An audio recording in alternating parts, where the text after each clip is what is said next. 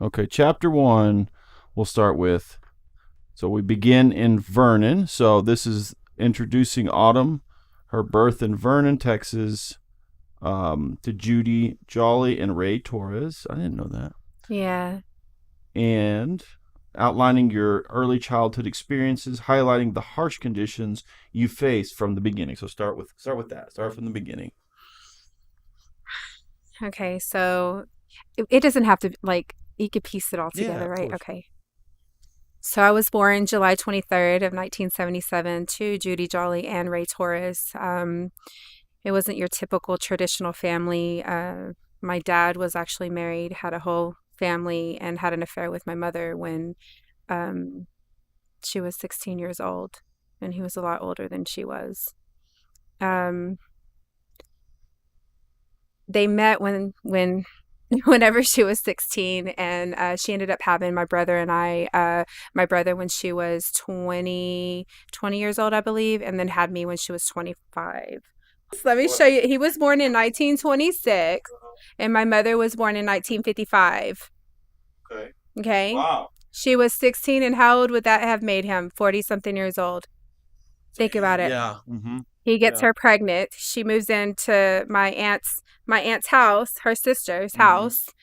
And then you know, my aunt tells her, like, don't hook up with my father-in-law, and she ends up like having an affair with this guy. And like he left his wife, or his wife and children or whatever, and like my brother and I were like the dirty secret for so long. Wow. And nobody ever talked about it. I mean, nobody wanted to talk about it because it was like it was an embarrassment. It was shameful, And my mother, coming from the background that she did, she was also molested and messed with by her own father whenever she was younger, her and her siblings. So it Wow. was like a family. It was a dirty family secret. Yeah. Nobody wanted to talk about it. So Yeah. generational curses Yeah. like hit like hard freaking core. Like it happened to my mother, and I'm sure that it probably happened to, the people previous to that, you know what I mean? Oh yeah. And Probably. then it happened to me, and then it happened to my children. It was just a sick, sick thing. Generational curses are really real. Yeah. Anyway, so I can't remember. My mother was born in 1955 and he was born in 1926. So if you can calculate that, that should tell you everything you need to know about who my father was. Mm. So as time went on, my mother, she was living with my father, my biological father, and she had an affair with another man. And my biological father was importing illegals and getting paid for it, and they were all living in this home with all these illegals. There was a bunch of men, and of course women too. And my mom ended up having an affair with another guy that was imported from Mexico, and then those two were fighting, and I got to witness that. Wow. I Yeah. got to witness um, a specific instant where two men were fighting on a stairway in a big white house. And I just remember my brother grabbing my hand and, guiding me to the car and telling me, run, run, and get in the car. And I was so little. I just remember looking up at the dashboard, and something hit the windshield. And later I found out it was a hammer. He was trying to kill the guy. The, Dang. the, the guy that she was having an affair with, he was trying to kill him, my dad. Wow. Anyway, so uh, she ended up, like, my dad ended up dying when I was around 4 years old. So I never really got to know him. I never really got to experience, a relationship with my father. And later on in life, I started learning more about him, and I'm kind of glad that I didn't, because I don't think that he would have been a very good man to know. So So you didn't anyway, know him at all? no, I didn't know him at all, at all. So all I know is that he died of a heart attack at the bar because my mother had left him, and he was sitting at the bar, and he ended up having the heart attack that night, and they called my mom to tell her, and he died, I guess, of heartache. I don't know. But so my mom ended up with this guy that she had an affair with. His name was Manuel Castor. and she ended up having multiple children by him.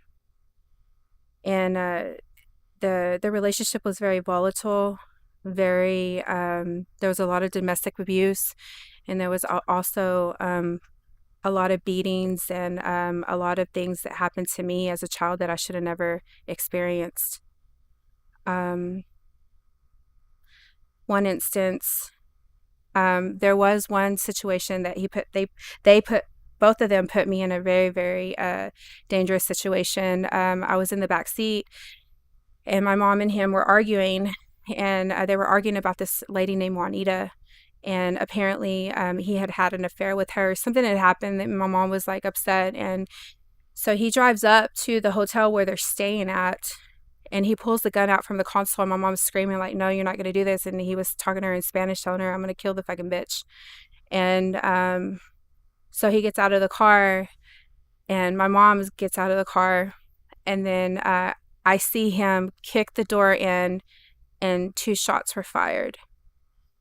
And I don't know what's going on. I mean, I just know that it looked dangerous, because I had no idea.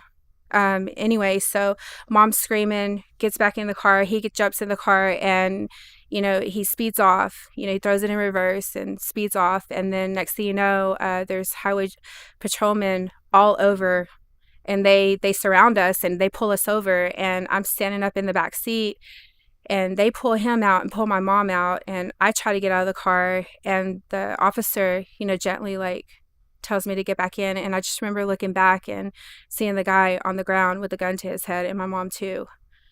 So it was very traumatic. It was very intense. I just remember feeling scared because I didn't know what was going on. There was just a lot of commotion going on, and there was no safety. There was no safe zone. And then they end up releasing my mother, and she takes me to the jailhouse. In the conversation that they had, they were talking about, smuggling him back because he was an illegal. Mm-hmm. They were going to, export him. Yeah. So that was the plan. And there we went. What do you mean? My mom was in the business of importing illegals. Oh, she was? Yes. Like a coyote sort of? Yeah. She worked with the coyotes. Yeah. Wow. So it was a secret. It was a secret for a very long time, and they would get paid per head to bring over. So I just remember one instant where we went down to get him again, and he had a couple of illegals with him, and my mom told me to get on the dashboard, and because they were crossing the river in this blue, it was a long blue car. I don't remember what brand it was or anything, but she wanted me to get on. How old do you think you were? I was probably 6. Okay. Yeah, I was about 6 years old. Maybe 6 or 7. Yeah, about 6. Yeah. And my mom telling me like, don't move. And it was really hot that day. And I could hear the coyotes yelling like, come on, they're coming, la migra.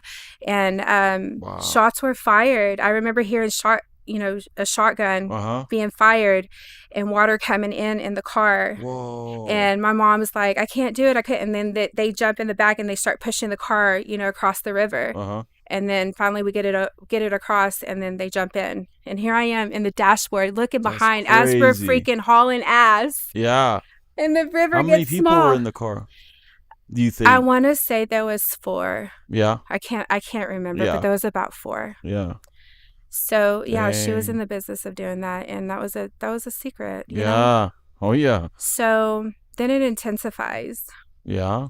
Yeah. So as all this stuff is happening, and I'm witnessing, him putting a knife to her head or to her throat later on in life when he gets out of prison, and we'll get into that here in a little bit. But he was also abusive to me. And he was very jealous because I belonged to Ray, and they fought over my mother. And I just remember living in this house, and his nephew was having an affair with my mother. Whose nephew? The guy that Manuel. Yeah. The guy that she left with him, Manuel. She was having an affair with his nephew, Juan. How old was he, do you think? He was a lot younger. Okay. And I just remember walking down the hall, and I looked over, and she was sitting in his lap. He was on the toilet, and she was sitting on his lap kissing him. Why And I was he on just the looked at, toilet? they were just sitting there. Oh, I guess okay. it was a toilet or Yeah, or somewhere I to see. sit. You know Yeah, what I yeah, mean? yeah. So, and my mom begged me not to say anything. Really? Yeah, Yeah. So this is where it gets crazy. yeah. So as a child, you don't really know about loyalty. You don't really know. You just know that it's wrong, right? Mhm. So he was in the bedroom, and Manuel was in the bedroom, and he was putting some clothes together, and my mom was outside, and I went up to him, and I guess I wanted his acceptance so bad Mhm. that I told on my mom. Oh, you did. I Yeah. did. Wow. That didn't end up very good. Yeah, what happened? So that night, I was sleeping, and I was in the middle room. How the house was laid out, it was like long. So there was a kitchen, there was a room, and then there was another room. And their room was at the end, and mine was in the middle. So I was laying in the bed, and I just remember I could hear some like, stop, stop, I don't want to do this. And I remember turning over, and I opened my eyes, and he was making her suck his thing in front of me. Are you kidding? And Wow. then he told me, he goes, "You're gonna watch." He goes, "Is this what she was doing?" And I was like, I didn't want to. I closed my eyes. I was like, "Leave me alone. I don't want to Yeah, look." And he was like, "No, open your eyes. You're gonna see this." And she was butt naked, yeah. and he was naked. And then they got in an argument, and then he went and grabbed a shotgun, and he told my mom to go outside naked. He called her a whore. He put the shotgun in her mouth and pushed her outside. Damn. And I watched this. And I was just like, "I'm sorry." And I kept telling her, I kept pleading. I was like, "I'm so sorry. I'm so sorry." And Oh my God. I You ran think out this there. is your fault, right? Yeah. God. Yeah, Yeah. it was bad. So she's outside, and it's dark, and it's really cold, and she gets in the truck, and I get in there, and she was just like, "It's okay." She goes, "You can't tell anybody about this, or they're going to take you away from me." Mhm. And I was like, "I promise, Mama, I will never say anything." Yeah. Well, the next day, they were arguing in the kitchen. And I was like, "Mama, I want to go with you. I want to go with you." And he told me, "Cállate lo pinche hocico." And he turned around, and he backhanded me so hard Dang. that I flew up off the ground, and Oh my I God. hit the ground. Like, I literally hit the ground. And I just remember my breath being taken away. And when I sat up, I could feel warmth on my nose. Yeah. And I touched it, and it was bleeding. Yeah.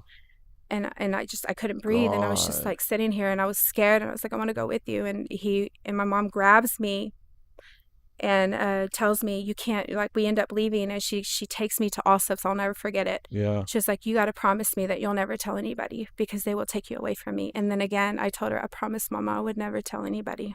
Yeah. We end up back Oh, at the house. oh This no. is where it gets crazier. God. Yeah. We end up back at the house, and they get in another argument, and she has my little sister, Manuela, in her arms, and she's telling me, screaming, "Run, run now." And she's like screaming at the top of her lungs, and I hear him wrestling in the back. And I was like, "What's wrong?" She was like, "Run." And she like grabs my hand. I got chills. Yeah. Grabs my hand. We hit the back door, and I'm running. I don't have no shoes on. I have like it, and there's stickers everywhere. And I'm running through this field, and I just remember looking back, and he had a shotgun, and he was running after us to shoot us. And it was by the grace of God. Wow. It was by the grace of God. The gun went off, and he hit the clothesline. The clothesline, Really? Yeah. it hit him here, and when it hit him, he shot up, and we Wow. got away. We would have died that day. Dang. So he was really shooting at y'all. Yes, we would have died that Wow. day. Yeah. For sure. So, um, Wow. going through that and experiencing, him being on the back of the truck, trying to bust the window out, trying to get to my mom, trying to kill her. Mm. It was a lot, Yeah.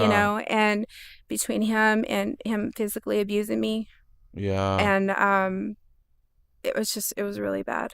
Yeah. So I bet you had nightmares a lot, huh? About him just like coming after I would you. pee the bed. Oh God, yeah. I wouldn't get out of bed. Yeah. Oh God. Yeah. Okay. So then he had these two nephews, these other nephews that he had imported from Mexico. Mm-hmm. And this is how I felt like every Spanish person did this to their children, because every person that ever defiled me, raped me, or did anything to me, they were Mexican. And I Okay. know that Yeah. sounds racial, but I'm not being racial, I promise. No, I know. That's just how it was. But That's the that's how it environment you were in. was. Yeah. So he brought these two other family members, and my mom left me there with them.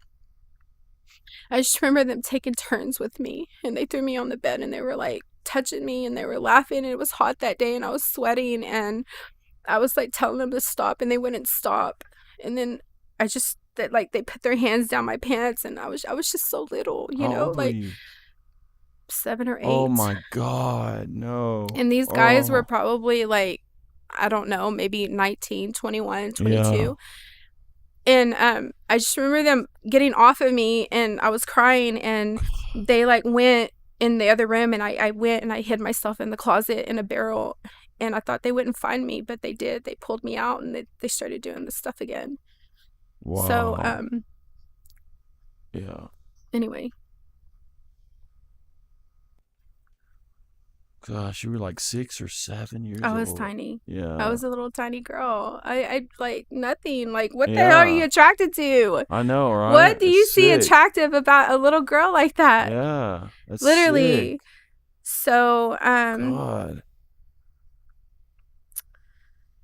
there was he brought his mother down, and she was into like curandera stuff. What's that? A healer, like a witch. Yeah, yeah. Like Okay. that's what they do in Mexico. They call them Yeah. curanderas. Okay. And Yeah. she would lay me on the table, and she would do an egg, and she would do the sage, and she would just like Really? do all kinds of stuff, pray over my body.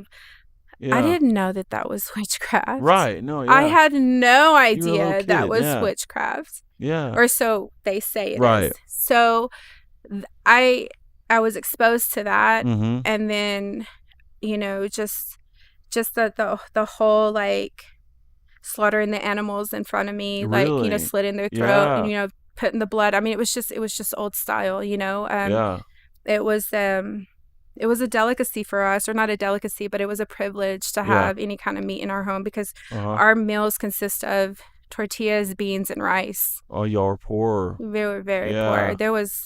Our house was like, they had holes on the floor. Like, Yeah. literally, we were living in houses that would be like, it needed to be demolished. Yeah. You know? Condemned and stuff. Yeah, there you go. Yeah. So we were very poor. Dang. Yeah. And when my mom got on government assistance, on like government cheese, Yeah. we were really excited, because then we knew that we were going to have cheese quesadillas. Oh, yeah. So it was like Yeah. really amazing, you know. So Yeah. it just, I don't know. Anyway, Yeah. so back to when CPS got involved. Okay, yeah. How did that happen? Give me a second. Mm-hmm. I woke up one morning. It was really early. It was cold that day. It was raining. I would say it was probably around maybe 4:30, 5 o'clock in the morning. And I could already tell that he was in an uproar. He was upset, you know, because he resented me. I wasn't his kid, you know. And he had asked me to sweep the floor before I left to walk to school. And it was about 2 miles to school.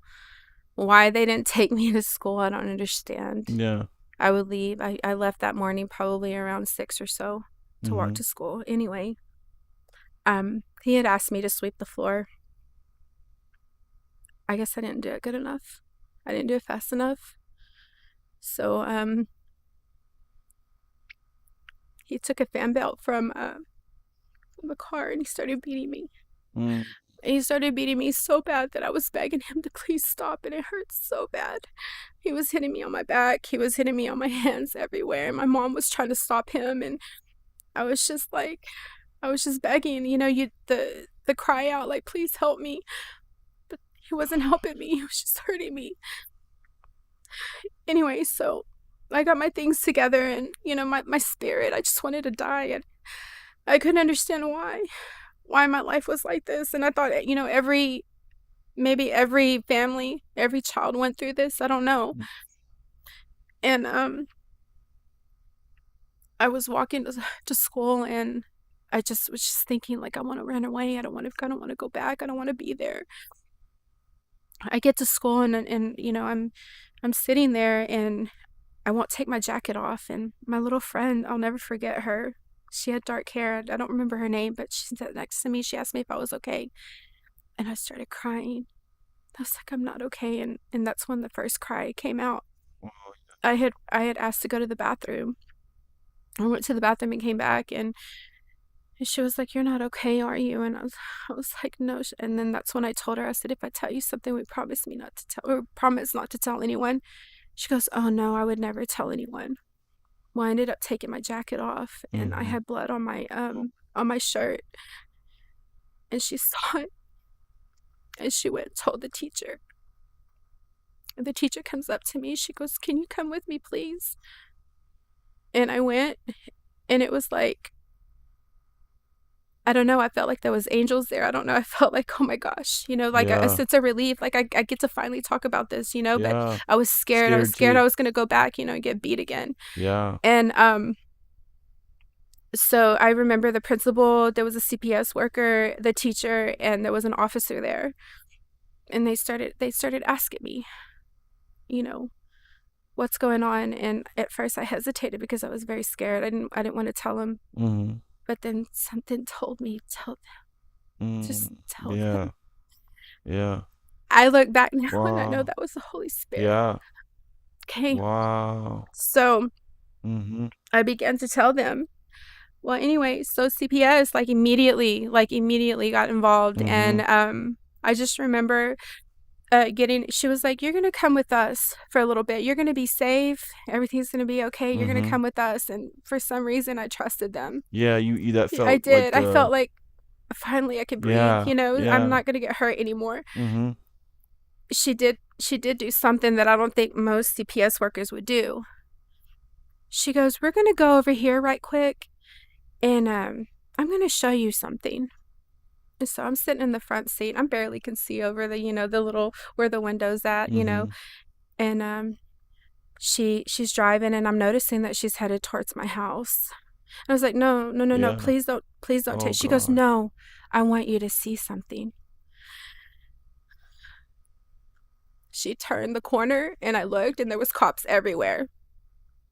And they had him handcuffed. He was in his underwear, and they were putting him in the back of the car. And she goes, "You know what, Sylvia? He's never going to touch you again." Wow.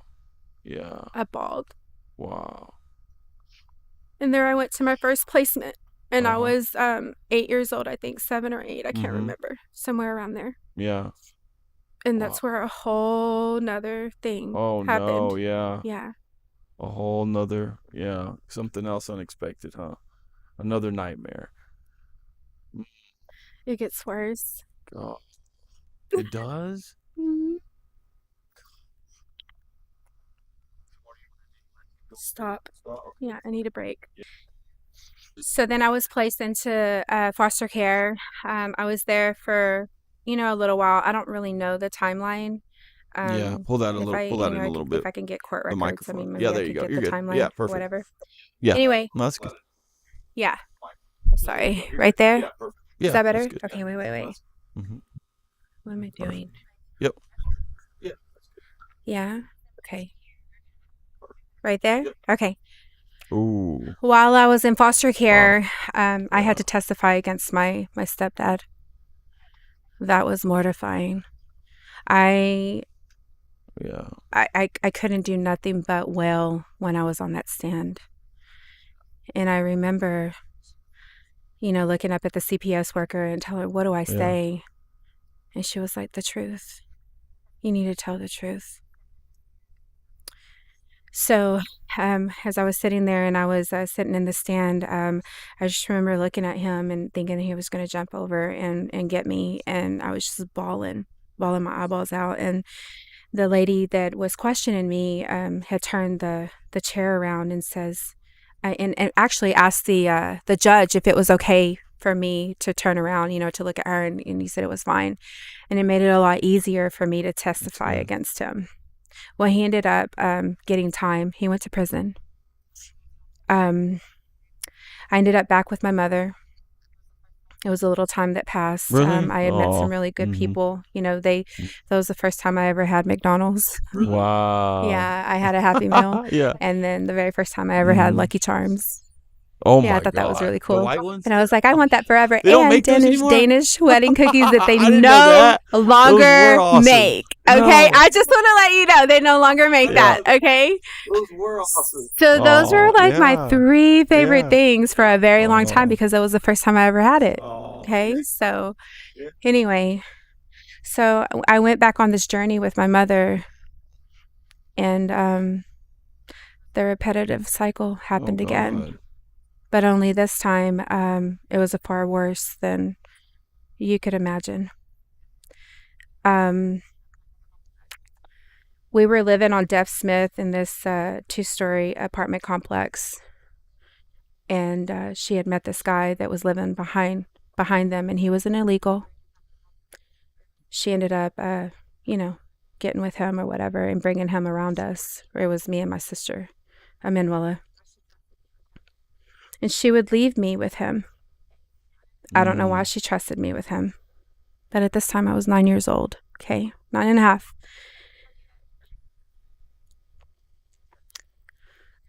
I will never forget the night my mom left me there with him, and it was raining that night. And he asked me to go in the room with him. And for some reason, I froze. I didn't really know. Like, I knew what was going to happen, but I froze and I allowed it to happen because I was scared. It was very strange emotions that I was feeling. And he bends me over. He takes my pants down, and he puts himself inside of me, and it wasn't my vagina, it was my butt. He ends up finishing, and I just remember feeling so dirty and going to the bathroom, and I was bleeding and watching that stuff come out. And that was a cycle from 9 until I was 13 years old. He did it repeatedly, over and over and over again. And when I would tell my mom, or try to tell my mom, you're just saying that because you're mad. You just don't want to see me happy. You don't want to see me with anybody. And the woman that I trusted, to take care of me and to protect me, she didn't do it. She told me one time, had you not been walking around in your bikini, that would have never happened to you. I was 9 years old. And then I find out later, as I got a little bit older, 10 and 11, she tells Oh my God. my That's aunt, horrible. you Yeah. can't rape the willing. And I'm a baby, I'm in 5th grade. I'm tiny, that's I ridiculous, look at children that age and I couldn't freaking imagine, So, and I just remember my mom leaving me with him, and I really couldn't do anything. I was just objectified. I had to do stuff around the house, and if I wanted to go hang out with my friends, I had to have sex with him. I had to do that and let him defile me like that. And I remember one night I wanted to go skating. He was like, "You can't go unless you come in here." And so I had to be with him, and that time, that's when he penetrated my vagina. And I think I was 12. And he accused me of being with other boys, and he was basically he looked at me like a girlfriend. I don't know, he looked at me like someone I was having a relationship with. Yeah. And he was accusing me of being with other boys, and Exactly. I was a virgin. I didn't think about boys. I didn't want boys. I didn't want anybody touching me, So, and then shortly after that, there was a big fight that had happened between my mom and I had went Yeah. to the neighbor and I had confided in the neighbor and Wow. I did a cry out to her. Yeah. And I was like, I don't want to do this anymore. And she was like listening to me and she was like, this isn't right. This isn't normal. And I was just Mm-hmm. like, it is because it's happened all my life. And she ended up calling CPS. Wow. Well, CPS shows up to the house while they're Oh there no. asking me these questions in front of the Yeah. stepdad and my mother. Of course. And Yeah. of Yeah. course, I said it wasn't Yeah. happening. I said, no, it's not happening. I don't know what you're talking about. Like, that's a lie. That's a lie, Mm. And they're watching me. They're listening to You got in this. trouble for it or something. So then the CPS work, guess what happens next? You got in trouble. Oh God. The CPS worker Mm-hmm. leaves and he beats the fuck out of me with the belt buckle. I just remember him hitting me and my mom like trying to pull him off of me and I was screaming and crying and I tried to kick him and he leaves the room and I end up Yeah. busting out the window and I ran away that night. Yeah. And I was gone. I was gone for a while, for a couple of days. Where did you go? Do you remember? Just roaming around? Yeah. Go? Do you remember? I met this boy. Yeah. His name was Kevin. Yeah. He was my first Right. love. Yeah. As you would want to say, like a first little boy interaction, Right. And he made me feel so like he made me feel heard. He made me feel like he cared and I would tell him things that were happening and he's like, it's not right, it's not okay. And sometimes I would sneak away and I would go to his grandma's house and we'd crawl in the window and I'd stay there because I didn't want anybody touching me. And he was just there. Like we grew really close. Anyway, and that's who I went to. Yeah. And I just remember the word getting around and CPS got called again and the cops and the cops ended up showing up and picking me up and they took me to the house and I just will never forget the CPS workers and the cops and stuff and it was the CPS workers that were grabbing all of my stuff and putting them in trash bags, but we had so many roaches in that house. It was disgusting that they left everything there and we left with nothing. It was that bad. It was that bad. It was that bad. And I just remember sitting in the back of that car and looking back as we were driving away in the middle of the night and thinking, this is it. This is it. They ended up taking me to Wichita Falls and I went to a children's home. And it was very, it seemed very institutionalized, because there was too much structure. I never had structure. Yeah. So it was like very like on time, 6 o'clock, 6:30, 7, get the bus, school and all that. I wasn't used to that because my mother never really pressed that because we were always traveling, going to Mexico. And I lived in Mexico a lot of my childhood. Wow, yeah. Yeah. So, and that's where the series of events that happened, that I went through 16 different places. And each time that they would move me, I didn't want to be there. Like I would run away. And in that children's home, that's where I told you that I caught CPS trying to lie on my mother and say that, that some things were happening that really weren't. She might have done all this other stuff, and allowed this other stuff, but she didn't do the things that they said. And that's when they removed me and they put me in a psych ward for evaluation to try to make me look like I was crazy. And they pumped me full of all kinds of pills, whatever it was. So each time I would go to a different location, I would run away and I would act up until I moved here to San Angelo.